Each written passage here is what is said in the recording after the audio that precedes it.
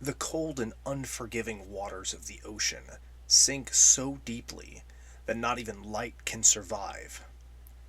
Those with thalassophobia know that the depths of every ocean are as bountiful as they are deadly. And in the realms of Dungeons and Dragons, this is even more apparent, as horrors like the aboleth, the marrow, and today's TPK or bust contender make the ocean far, far more terrifying. In today's TPK or bust, the dragon turtle swims from the depths to capsize the competition, and with a unique take on what it actually means to be a dragon, this turtle is sure to be an interesting one for any dungeon master to run in their own games. Before I really begin though, stick around until the very end of the video for a hint at a massive project I'm working on in secret.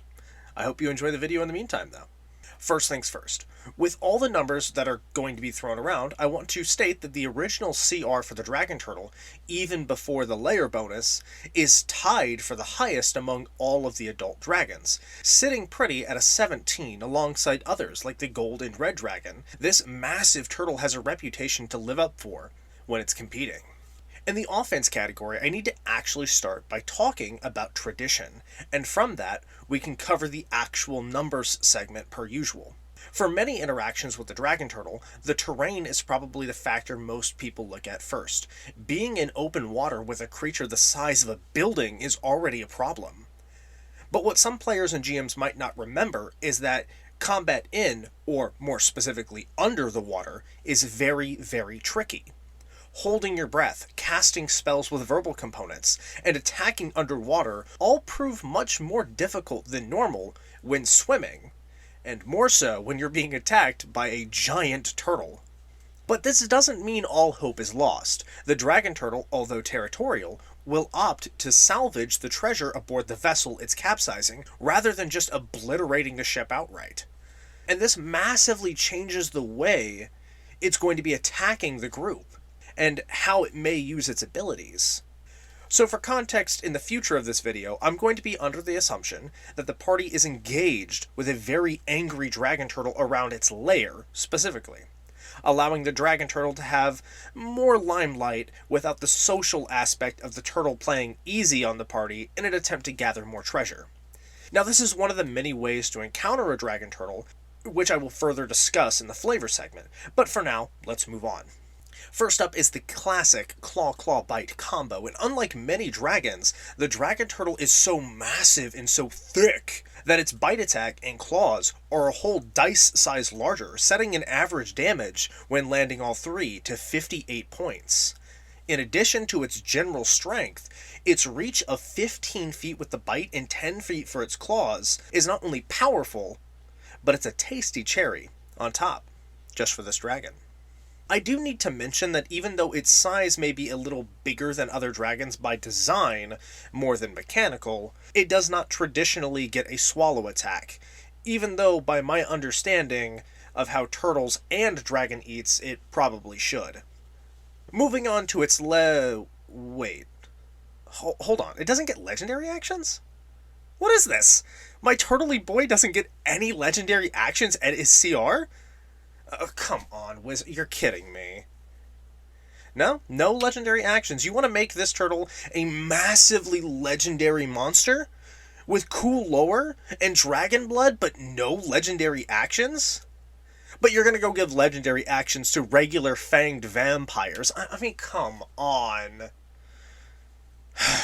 Well, with my seething anger towards Wizards of the Coast aside, without legendary actions, the Dragon Turtle only boasts an above-average damage for a creature of its CR. With its tail attack in about the same ballpark of its bite attack, averaging a nice 26 damage, it also has the added bonus of a prone condition on a failed DC 20 strength saving throw. That is a very high saving throw, but in the water, it's only useful every so often. Saving it for last, as the Dragon Turtle might normally do, its Steam Breath attack is actually very lackluster. 52 average fire damage is just sad for its CR. It settles in just below the adult Green Dragon in terms of damage. The only advantage this gives the Dragon Turtle for using the steam breath is that water doesn't actually have the damage. Normally, if you take fire damage underwater, it's halved, but it doesn't matter because it's hot steam. But then again, regular resistance to fire damage does have the damage anyways, so Can't say the dragon turtle has much in the way of variety, but I suppose like a barbarian charging in head first and bashing something to death, it's just as viable as a strategy as long as it keeps working. In terms of final offensive scores, the dragon turtle only really does one thing well. It's a brute. It bashes and smashes like no other, but with a less than impressive breath attack, little variety, and no legendary actions, the dragon turtle is getting a score of 3.9 out of 10. This leaves so much to want, and honestly, with a damage type of fire, which is very easily resisted, and its attacks not even being magical, it just can't really do that damage. Especially to people who are resistant to basic forms of damage or fire. It doesn't even have the siege monster feature. It's not even good at breaking ships, even though that's like what it does. Whoever wrote the dragon turtle into the monster manual really must have hated turtles. Swimming over to the skills, the dragon turtle's stats settle in at 25 strength, 10 dexterity, 20 constitution, 10 intelligence, 12 wisdom, 12 charisma. Which when taking in its massive CR rating, it's kind of lackluster. Like, the traditionally gargantuan strength and constitution score feel very in theme, but with no wisdom or intelligence or even charisma to speak of, I'm left a little confused on why it's designed like this at all. Like, I understand its dexterity being so low. It makes sense, a creature of this size, and sure, I'll concede that it might be a bit hard to miss something like this when you're attacking it with something. I understand its dexterity might be a little lower, but without any mental stat of significance, it doesn't even really feel like a dragon. And I suppose that's why the dragon turtle is considered a lesser dragon compared to its kin. I also want to cover that with a 10 intelligence, it is smart enough to have its own personality. It's smart enough to take bribes and make long-term plans like investments to protect people, as long as they keep paying a tribute. As simple as those plans may be, it's also just smart enough to be easily tricked by parties who abuse its average intelligence with lies and deception. Not to mention, its specific lack of any skills makes the dragon turtle quite rough in conversation, investigation, perception, and other important skills in regards to combat. Look, it's not helpless or anything. All of its stats being 10 or higher means that it's not actually losing or being negative in any skill, but it's not really gaining anything either. And for a monster of its renown and legend, and especially its CR rating, this should not be the case. Its layer actions were introduced in Fizban's Treasury of Dragons, and I find them interesting if nothing else. The first one is Blasting Current.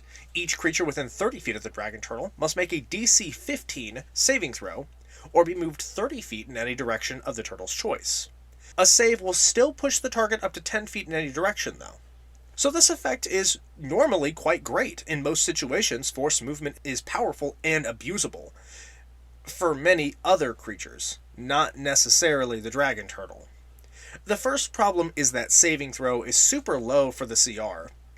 Looking at the sheet and thinking that it's probably based on its charisma score or wisdom score makes sense for its magical power. That makes mechanical sense, but for flavor it makes little to no sense at all. It should be like a 16 or a 17, which is a massive thorn in the side of this ability. It's restrictive on its own. In the range, any creature that's already close enough to the dragon turtle probably either wants to be there or got there by accident, which means that moving them doesn't really matter all that much anyways. And there's no real setup action with this. Like, sure, you can move a couple of people in together for the breath attack, but with its intelligence being 10, how often is that going to happen? The second layer action is the Entangling Kelp ability. In a 20-foot radius sphere, it forces each creature to make a DC 15 saving throw to not be restrained by spectral plants. This ability traditionally is fine enough, but given that, the saving throw is still a bit low, and pinning down monks and rogues and other druids who wish to keep moving around in a fight is pretty good. The final layer action is Steam Eruption. A powerful jet of steam in a 15-foot cone bursts forth from a point on the ground, forcing all targets to make a DC 15 Constitution saving throw, or take 21 average fire damage, and half on a success. Like its breath attack, being underwater does nothing to reduce this fire damage, and I find this lair action to be quite good, even considering its awkward need of ground nearby. I think that you could easily make the argument that inside of its lair, or more so, tunnels around its lair, you can use this ability on the ceiling or the walls of the lair. Even though it's not stated like that, you can just make this ability a bit more viable, especially just to spite the sneaky players who hide in cramped tunnels just outside of the reach of the dragon turtle. The lair actions are a bit messy, I'll admit, but all of them are able to hit multiple targets, which makes them quite useful in the correct situation. But again, that 10 intelligence gives me little to no hope that the dragon turtle actually can use these in the most effective way possible, rather than just using them well. Its movement options are limited as well, with a 20-foot walk speed and a 40-foot swim speed. With no fly or even burrow speed, it makes the dragon turtle lacking in any department of skill, which is just sad to see a legendary and renowned creature such as the dragon turtle brought low by bad writing. With all that said, its skill rating sits at a disappointing 3.1 out of 10. I expected so much more from this, and reading about dragon turtles in lore was thrilling. Hearing about their ability to control currents was awesome, and flavor-wise, the sheet does nail that idea. But I just wish this was more combat applicable, and that the awkward stat sheet was a bit more full for such a high CR creature. For the defense category, nobody should be surprised to hear that the dragon turtle actually excels in defense. In fact, its defense is wonderfully terrifying. With a crazy high AC of 20, the dragon turtle is more durable than any other dragon. And with a gargantuan HP pool of 341, nearly 100 more than the adult red dragon, the dragon turtle does the whole turtle thing like a pro. And looking back, being in the water is a huge defensive bonus. Taking half from its fire resistance and another half from being under the water makes it nearly immune to fire damage. All things considered, its specific lack of stats does make it weak to conditions, sure. But with its stupidly high HP and even higher ridiculous AC, any combat involving swords or damage is going to be where it thrives. I think talking about the dragon turtle as a barbarian of dragons is accurate. Its AC is high, its saving throws a bit low, and it does two things very well. It tanks attacks and it smashes stuff. But the one thing that bugs me is its lack of resistance to basic slashing, piercing, and bludgeoning damage. Isn't its shell harder than just about anything around? And you could assume that its skin is also just as hardy. And yet, a regular fork could hurt it. Why? Again, reading the stat block makes me feel frustrated. It could be my love of turtles blinding me, but I digress. With its ability to stay in the water forever with Amphibious, it also gets a tactical and literal advantage on helpless swimming adventurers, without natural or magical swim speeds in the water. And many creatures without training strike in melee or fire bows with disadvantage under the water. For defenses, the dragon turtle does do its name justice, and shores up its score with a massive 9.8 out of 10 in the defensive category. Its HP pool and AC speak for itself, and with bonuses for fighting in the water, it's nearly perfect. Nearly. I would like to see some more from its saving throw bonuses, outside of the basic dexterity, wisdom, and con bonuses that it gets. And last up is the flavor of the dragon turtle. And coming full circle on its traditional personality, the dragon turtle is extremely territorial, but not so much that it will be cross at the sight of a new trespasser. In fact, it's well known that dragon turtles, with the right kind of bribery, can be allies to harbors against the forces of evil which might destroy it for the sake of destruction. They only want to protect their investments. It lives up to its neutral alignment extremely well. It's simply existing for its own sake. It feeds, it grows, it swims, and it collects treasure from unsuspecting or overly confident ships and harbors that are in its territory. Its lack of charisma compared to other dragons makes it obvious that whatever latent magical potential it has from its dragon side can't be used in full. It just isn't smart enough. Its force of will isn't ready to harness such a latent magic. Which leads me to say that Fizban's Treasury of Dragons actually explores this idea by making the Ancient Dragon Turtle. A dragon turtle with legendary actions, a second phase, and so much more. To be honest, the flavor of a deep-sea creature that is relatively reasonable with the right kind of bribe is really nice. Like, my fascination with turtles aside, the dragon turtle has a reputation on the sea, and it does well to keep it compared to other sea creatures. And that's where the distinction lies. It's less and less like a dragon the more you examine it, and that's why ranking it here feels so awkward and harsh. But that's alright, because the strengths lie within its domain. In the oceans, in the lakes and harbors, raiding and sinking ships to the bottom of the cold depths, decorating its lair with mostly together ships like lawn flamingos. The dragon turtle is exactly as awesome as I wanted it to be. It's dangerous, it's fun, it makes parties hesitant to travel by sea, which is hilarious on its own right. Because even if they do manage to kill it, are they going to swim home?